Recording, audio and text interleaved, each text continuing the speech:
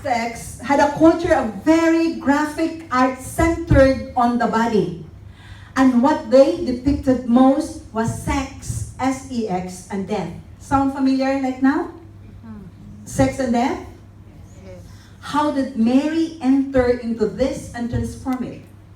Whenever our desire for God gets distracted, even us here in the ministry, we aim our desire at sex.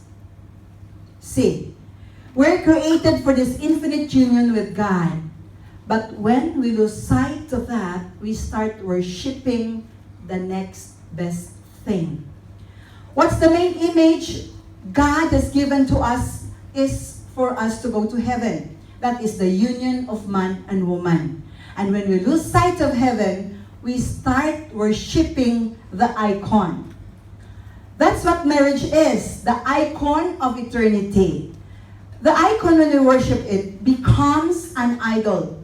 And when sex becomes an idol, it no longer leads to life. It leads to death. That's the culture we live in today. We are worshiping sex.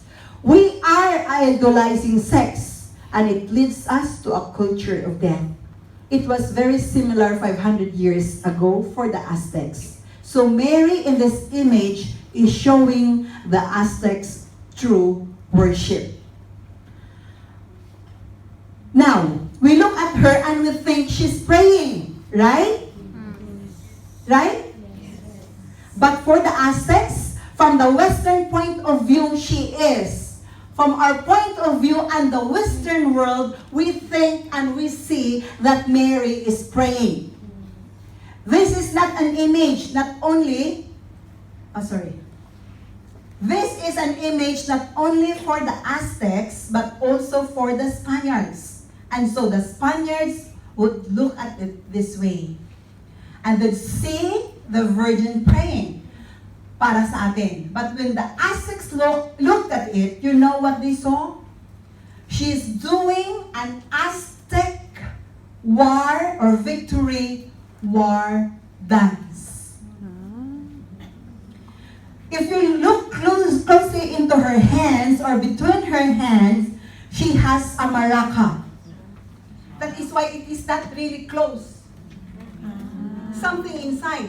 Because she has a maraca. Okay?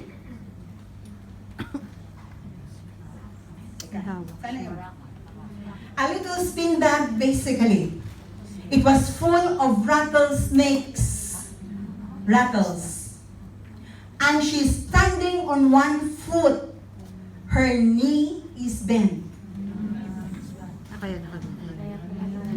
Her knee is bent.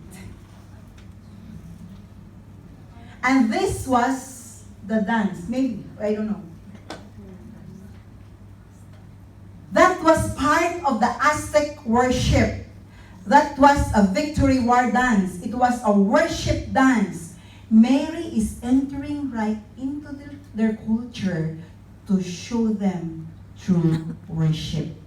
The other thing the Aztecs would have recognized immediately is looking at her features. She is mestiza. In this image of the Blessed Virgin Mary, hundreds and hundreds of the images, this looks that she is mestiza. Half Spanish and half Aztecs. And this tapped into a deep shame in the Aztec people because when the Spaniards came, they raped and pillaged the people or the women. And the result were all the mestiza children, or what we call half-breeds. The fact that Mary comes as a mestiza shows she is entering right into the deepest shame of their family wounds in order to bring fullness of redemption. I know, mga kapatid, many of us have a deep family wounds, and Mary today wants to enter into that wounds, to heal, to restore, and to redeem. Few other things that they would have noticed. Her hair. Again, the hair. Okay? The way her hair is done indicates she is a virgin to the Aztecs. The belt. Okay, the belt. The belt or sash around her womb indicates she is pregnant. The flower right below the sash, mayroon yan flower below the sash kung sa clear na ano dito. A jasmine, a four-petaled flower, was the sign in the Aztec Codex of the divinity of God. So immediately the Aztec looks at this, and what does they see? A virgin pregnant with God.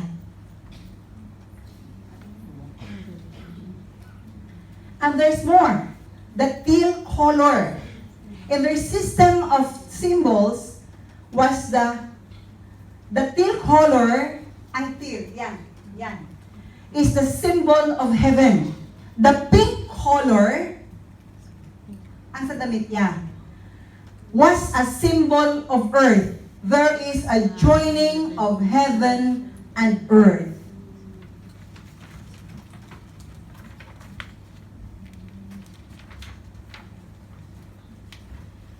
If you want to research more about the Blessed Virgin Mary, I want you to go to the Theology of the Body of Saint Paul II, because it comes in all symbols that is different from all of us. Okay?